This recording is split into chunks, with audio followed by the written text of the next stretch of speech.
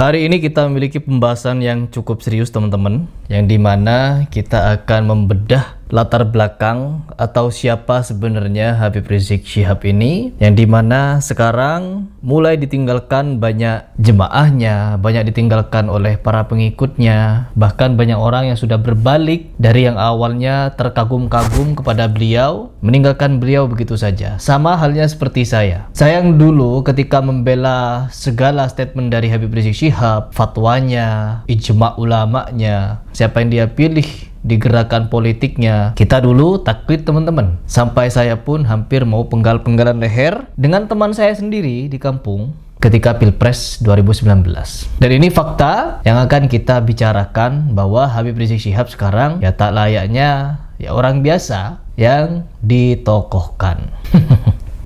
Dulu sebelum tren Habib-Habiban di Indonesia, kita balik lagi kepada sejarah. Dulu sebelum tren Habib-Habiban di tahun 2000-an teman-teman, Habib di Indonesia itu hanya orang biasa yang tidak diketahui apa status sosialnya di negara kita, di Indonesia. Bahkan orang seperti Profesor Mahfud MD pun ketika masa kecil katanya melihat orang-orang Habib ini dulu bukan disebut Habib, tidak dikenal mereka dipanggil apa teman-teman. Bahkan yang lebih parahnya, Habib ini dulu hanya kebanyakan berprofesi sebagai tukang jual minyak nyong-nyong.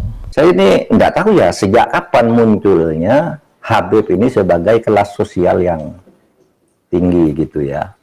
Dulu waktu saya kecil, Habib tuh ya biasa aja, jual minyak nyong-nyong, jual buku Ratib Haddad gitu, buku-buku dijadikan ke rumah lalu kita kasih makan. Itu Habib dulu. Dan itu pernyataan yang sempat viral beberapa waktu yang lalu. Dan sekarang kita mengulik lagi seperti apa latar belakang dari Habib Rizik Syihab. Habib Rizik Syihab ini dulunya hanya sebatas orang biasa, anak-anak biasa lah. Bahkan diketahui menurut info atau data yang saya baca, yang saya tahu, orang tua beliau hanya orang biasa saja teman-teman. Dan ibunya pun sebagai orang tukang jahit. Dan beliau pun di dalam pendidikan agama ya seperti kita dulu di kampung, belajar ke musola, ngaji gitu ya, belajar baca Al-Quran.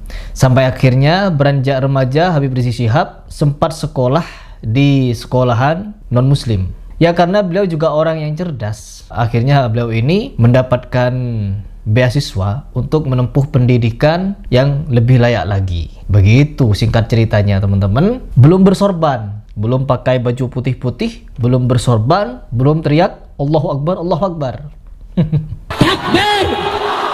Jadi dia mendapatkan beasiswa untuk menempuh pendidikan sampai ke Arab Saudi. Setelah beliau mendapatkan pendidikan yang sedemikian itu, kembalilah beliau ke Indonesia. Lalu di Indonesia apa yang terjadi teman-teman? Beliau mendapatkan mandat untuk berorasi seperti yang kita lihat beberapa tahun yang lalu itu. Bisa mengendalikan umat dengan berbekal cucu nabinya.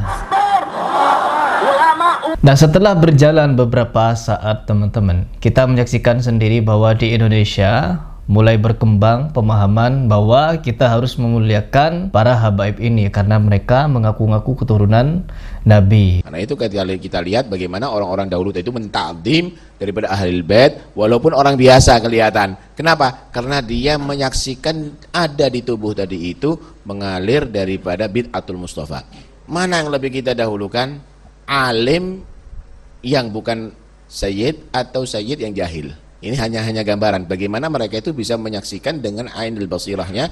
Takdimnya itu adalah bukan kepada syakhs, kepada orang itu. Kalau inti hanya melihat takdimnya itu kepada si fulan, inti berarti masyhadnya pendek, masyhadnya inti adalah rendah.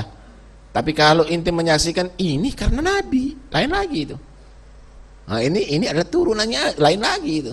Dan bahkan dengan gelar tersebut, dengan doktrin kemuliaan tersebut, mereka ini para habaib mampu dan bisa mendoktrin banyak orang untuk mengikuti komando mereka, ya, mengikuti komando apapun yang mereka teriakkan atau apapun yang mereka gaungkan. Termasuk seperti Habib Rizik Syihab ketika dia sudah menempuh pendidikan agamanya, pulang ke Indonesia, lalu mendirikan ormas FPI, yang dimana kita ketahui sendiri bahwa FPI ini sudah dibubarkan karena sudah tidak berlaku lagi di Indonesia ormas-ormas semacam ini, namun mereka masih eksis teman-teman. Dan ketahuilah, ketika kita berbicara masalah seperti ini, pasti sensitifnya sangat kuat karena muhibbinnya sampai sekarang juga masih banyak. Dan muhibbinnya ini hanya bermodal apa teman-teman? Bermodal cinta saja, tanpa kritis, tanpa mencari tahu. Dan mereka rela berbuat apapun ketika dikomandoi oleh sang Habib. Kita lihat sendiri ketika fenomena tahun 2017, ya. Demo-demo berjilid-jilid hanya untuk apa? Gerakan politik semata. Saya melihatnya hanya sebagai gerakan politik yang dimana menunggangi agama ini, menunggangi Islam ini untuk menjatuhkan lawan politiknya seperti Ahok. Garis bawahi kalimat saya, hanya gerakan politik semata. Karena kalau mau berbicara masalah penistaan agama, yang menistakan agama bukan cuma Ahok.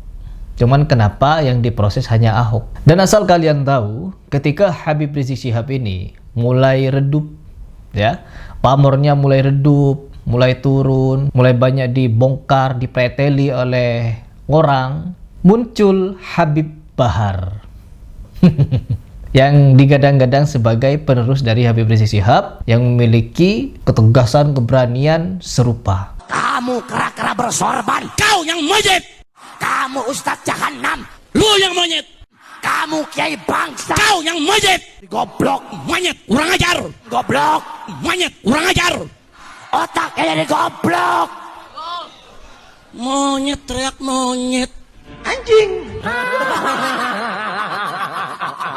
Dan berbicara masalah ya gerakan politik yang menunggangi agama seperti FPI atau Habib Rizik Syihab ini, ya dia tidak akan mungkin bisa berjalan sendirian teman-teman, tanpa perlindungan dari segi hukum. Segi hukum yang saya maksud adalah yang dimana beliau ini ya ada hubungan erat juga dengan beberapa ring-ring yang khusus sebenarnya. Sebutlah seperti Pak Wiranto. Menurut data ataupun info yang pernah kita telusuri, bahwa Habib Rizik Syihab sebelum tahun 2000 itu sudah kenal dekat dengan Pak Wiranto. Ya, sebagai penegas, ada pernyataan dari Guru Gembul di akhir videonya yang perlu kalian simak seperti ini.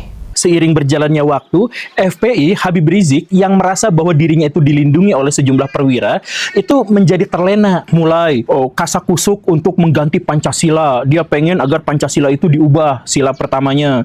Kemudian ingin menegakkan syariat Islam. Kemudian bahkan sempat ada spanduk yang tegakkan syariat Islam atau disintegrasi. Artinya mereka tuh mengancam kalau syariat Islam tidak ditegakkan, mereka akan memecah belah bangsa gitu. Dan ditambah lagi keterlenaan ini pun dimuluskan oleh situasi dan kondisi pada waktu itu. Rakyat sangat euforia, banyak di antara kaum muslimin yang merasa tertekan di zaman Orde Baru sehingga mereka ingin menegakkan syariat Islam, sehingga FPI itu muncul di mana-mana di berbagai daerah di Indonesia. Termasuk kelompok yang radikal, termasuk kelompok yang kemudian dianggap teroris. Itu kan Pak Abu Bakar Bashir itu dulunya adalah anggota FPI yang kemudian menjadi teroris itu. Gitu kan begitu ya. Nah, jadi FPI itu pada akhirnya juga menjadi terlena, Pak Habib Riziknya itu menjadi terlena gitu. Nah, untung karena tentara itu tentara, dia sudah memitigasi dan mengantisipasi apapun yang terjadi tanpa diketahui oleh Pak Habib. Nah, ini saya mohon maaf ya Pak Habib ya, saya bocorkan rahasianya ya. Tanpa diketahui oleh Pak Habib Rizik, sebenarnya FPI itu pentolan-pentolannya, orang-orang kepercayaan Pak Habib Rizik itu adalah intel-intel yang sengaja disusupkan dan disisipkan oleh tentara. Siapa mereka? Saya nggak akan sebut, tapi Baraya nanti di akhir video ini pasti akan tahu. Jadi mereka itu memang ditempatkan, disisipkan untuk jadi penasehat, untuk jadi orang dekat, untuk jadi orang kepercayaan Pak Habib Rizik dan sebagainya. Padahal itu adalah intel-intel tentara. Maka nanti pada gilirannya ketika FPI menjadi berlebihan, ketika FPI justru malah menjadi ancaman, dan ditambah ketika Indonesia sudah baik-baik saja, sudah tidak akan ada kerusuhan, sudah tidak ada lagi keinginan separatisme yang berlebihan, sudah kondusif, ekonomi sudah naik dan sebagainya. Nah, FPI sama seperti Pam Swakarsa harus dibubarkan, harus dihilangkan. Gimana? Nah, ya bikin sejumlah skandal, aib-aibnya dibongkar, dan kemudian ditambah lagi apa? Intel-intel yang tadi ditempatkan sebagai penasehat dan orang dekat Habib Rizik, satu demi satu mengundurkan diri, satu demi satu keluar, satu demi satu berbalik arah menjadi lawannya. Baraya cek dalam sejarah FPI, itu banyak orang-orang yang tiba-tiba keluar, atau tiba-tiba hilang, atau tiba-tiba berbalik arah dan sebagainya.